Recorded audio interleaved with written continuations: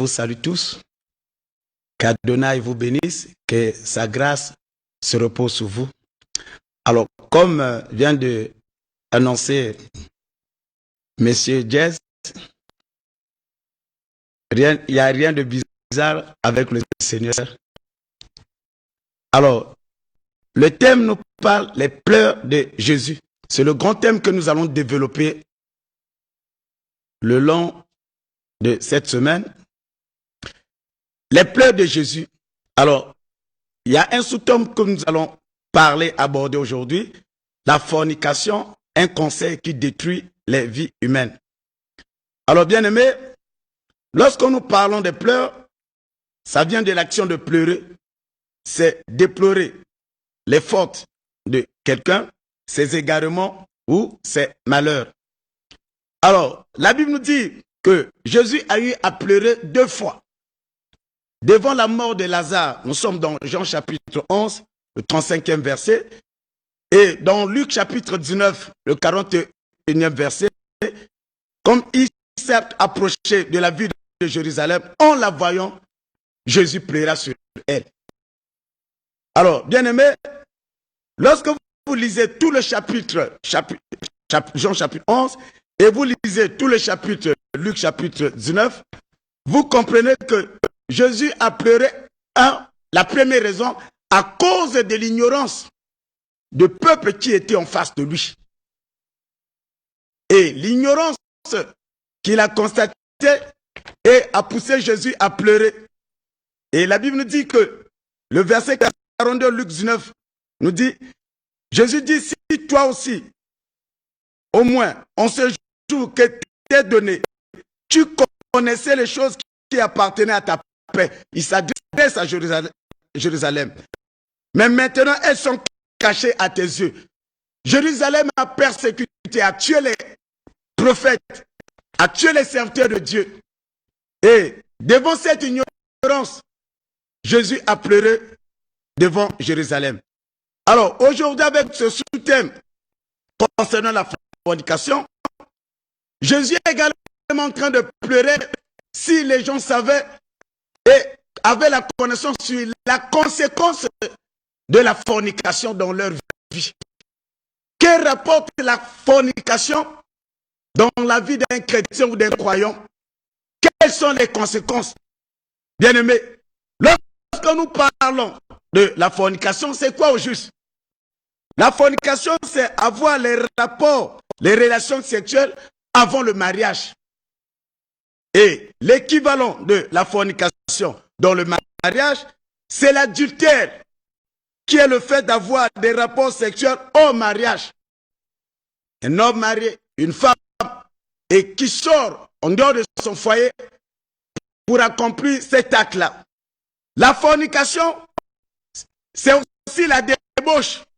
Et le mot débauche traduit toute une série de dérèglements, surtout sur le plan sexuel, exprimé en hébreu par Zanash, bien aimé. Éphésiens chapitre 5, 18 nous dit, parle aussi de la débauche comme étant l'accès de la boisson. Romains 1, verset 26, 27, nous parle aussi de la fornication, de la débauche comme étant l'action, l'homosexualité, le lesbianisme. Et si nous continuons, nous pouvons encore aller loin, la masturbation, et tout ça, ça rentre dans ce que la Bible nous appelle par la fornication ou la débauche. Bien-aimés, Éphésiens chapitre 5, verset 3, c'est le verset que nous allons lire. Écoute ce que nous dit la parole de Dieu. Mais que ni la fornication, nous sommes dans la version d'Abus, ni la fornication, ni aucune impureté ou cupidité ne soit même nommé parmi vous, comme il convient à des saints. Alléluia. Ici, c'est la Bible qui nous parle. Selon ce verset, qu'aucun chrétien ne doit pratiquer la fornication. Selon ce verset, même une seule fois. Ah, ça fait graisser les dents. C'est une recommandation que la Bible nous parle, qu'aucun chrétien ne doit pratiquer la fornication. Et même une seule fois. Alors, bien aimé, nous comprenons une chose. Quand nous parlons, et étant chrétien, la Bible dit, dans Jacques chapitre 4, verset 7, la Bible nous dit ceci. La Bible nous demande de résister au diable. Nous devons nous soumettre à Dieu et résister au diable. Mais quelque part dans 1 Corinthiens chapitre 6, 18e verset, on nous demande de fuir l'impudicité. Donc, quelque part, la Bible dit résister au diable. Mais du côté, Paul nous parle dans 1 Corinthiens 6, 18, devant l'impudicité, devant ce fléau, devant cette maladie, appelée la fornication. La Bible nous dit de fuir.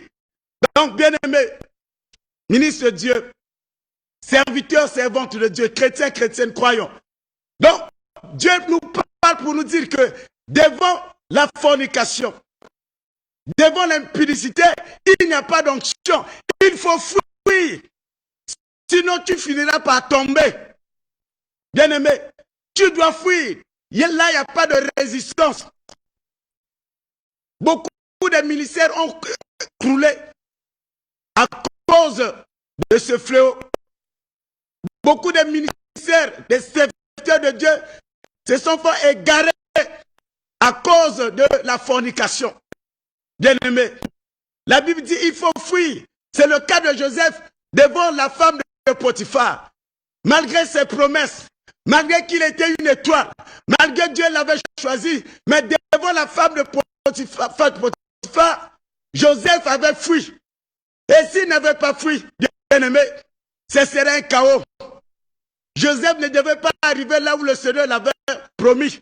Joseph ne devait pas parvenir au terme de sa mission. Il a compris une chose, que devant la fornication, devant cette provocation, il devait fuir.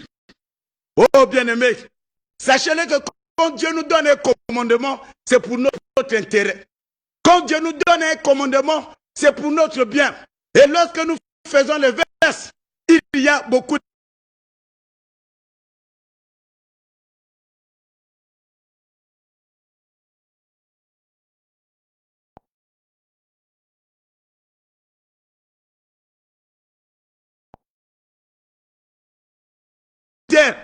sinon, un malheur va te rattraper au bien-aimé. Écoute ce que nous dit la parole de Dieu. Maintenant, qu'est-ce qui va arriver à celui qui est plongé dans ce fleuve? Que nous dit la Bible?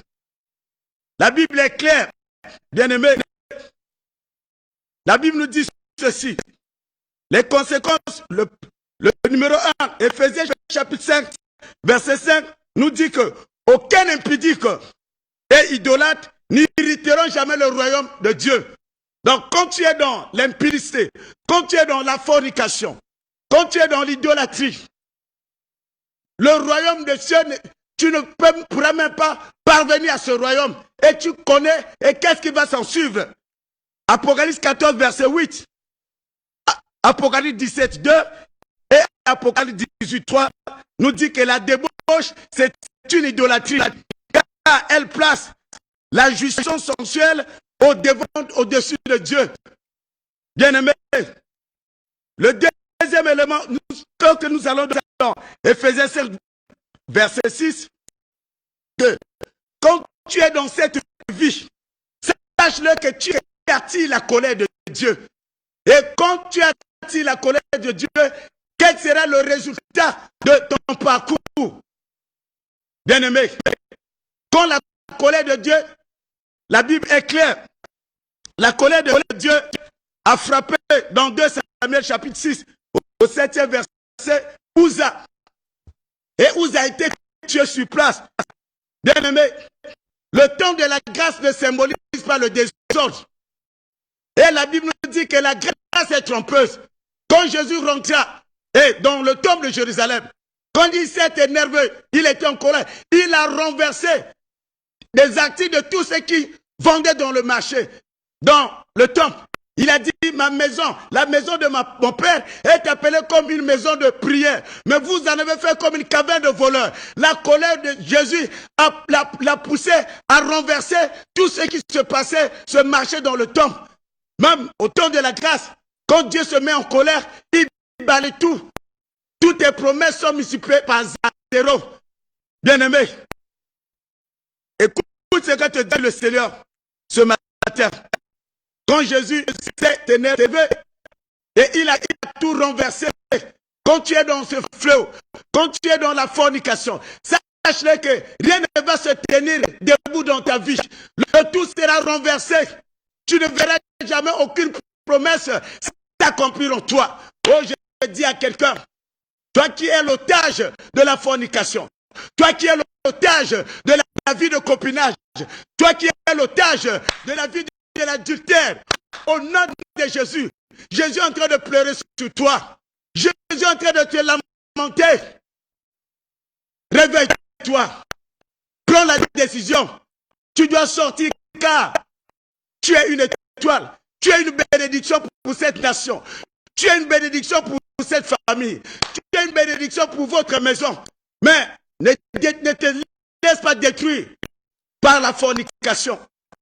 Ne te laisse pas détruire par la vie de l'adultère. Ne te laisse pas. Toi qui es le champion des femmes de Trouy, tu es là à rôder tout autour d'elle. Sache-le que la colère de Dieu va s'enflammer sur ta vie. Sache-le que tu rencontreras Dieu. Dieu, quand Dieu interdit et quand tu accomplis ces choses, la Bible nous parle de la désobéissance. Qu'est-ce que nous dit la Bible? La Bible dit que l'obéissance vaut mieux que les sacrifices. Lorsque tu désobéis à Dieu, qu'est-ce qui va se passer dans ta vie? Oh bien-aimé, ce matin, le Seigneur est venu de te rappeler. Le Seigneur est venu te dire, stop avec cette progression. Tu as embrassé un mauvais chemin. Et que tu dois changer ce chemin. Reviens à la vérité. Reviens sur le bon chemin afin que le bon Dieu puisse accomplir les merveilles en toi. Alors, bien-aimé, tu as compris avec quelques éléments et que nous allons développer dans la prochaine prédication. Et le grand thème n'est pas des pleurs de Jésus. Jésus est en train de pleurer sur la vie de ses serviteurs, la vie de ces chrétiens, la vie du peuple de Dieu, le peuple qui a abandonné le vrai chemin, mais est entre les mains de l'ennemi, est entre les mains de Jézabel, est entre les mains de la reine des impudiques, qui est en train de les manipuler nuit et jour. Beaucoup de foyers ont été désertés à cause de la fornication. Beaucoup de foyers, les enfants qui se sont retrouvés sans père, sans parents, à cause de cette vie de la fornication. La Bible dit, il envoya sa parole et sa parole est guérie. Je crois à ta guérison. Je crois, Jésus a touché ton cœur et en cet instant, tu prends la décision. Merci. Que Dieu vous bénisse. Nous allons continuer à parler et à décortiquer qu'est-ce que produit, quelle est la conséquence de la fornication. Cette vie que tu es en train d'emmener, qu'est-ce qui te réserve le Seigneur? Le ciel te réserve quoi? Merci.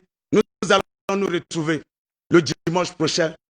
Que Dieu vous bénisse. Alors, si vous voulez me joindre, je suis au 06 663 71 52.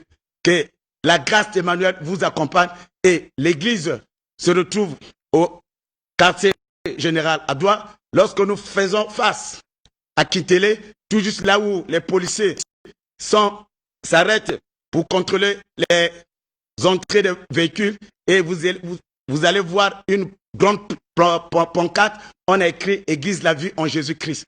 Alors, Dieu vous bénisse, vous serez la bienvenue si vous pouvez nous joindre. Et nous avons 6 cultes qui commencent de 8h et le dernier culte jusqu'à 17h30. Que la grâce d'Emmanuel vous accompagne Je bénis l'Église corps de Christ. Je bénis notre nation. Je bénis toutes les autorités. Je bénis la grande famille de l'avion en Jésus-Christ, la grande famille de MEDEP, la grande famille de Dieu et la lumière. Que la grâce vous accompagne. Je n'oublie pas le studio des 110, vous qui êtes en train de faire un grand travail. Que la grâce accompagne les caméramans, les techniciens. Et je n'oublie pas le coordonnateur de l'émission. Que Dieu vous bénisse. On est ensemble. Que Jésus vous aime beaucoup. Merci, à la prochaine.